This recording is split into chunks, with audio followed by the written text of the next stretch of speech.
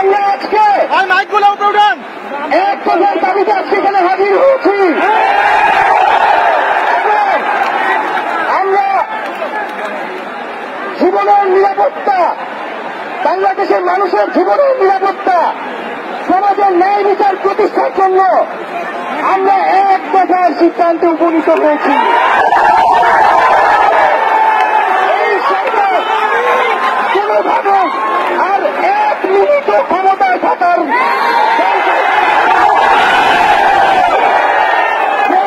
বলেছে গণভবনের দরজা খোলা আছে।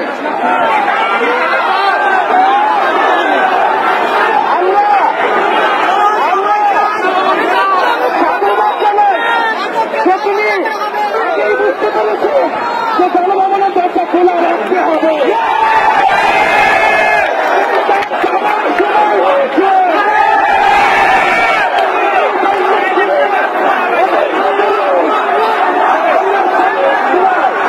আমরা আপনাকে উৎখাত করার জন্য আসবো। বন্ধুগণ,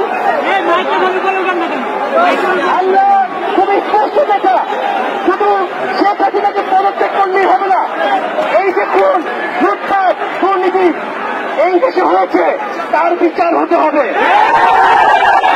আমরা পদত্যাগ দিয়ে তাকে কোনো এক্সিট রুট দিতে চাই না। তাকে পদত্যাগ করতে হবে, বিচারের আওতায় আনতে হবে।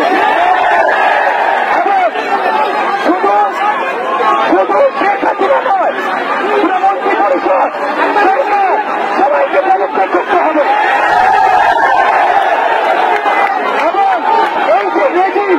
এই যে জাতীয়তাবাদী শাসন ব্যবস্থা, এটাকে বিরোধ করতে হবে।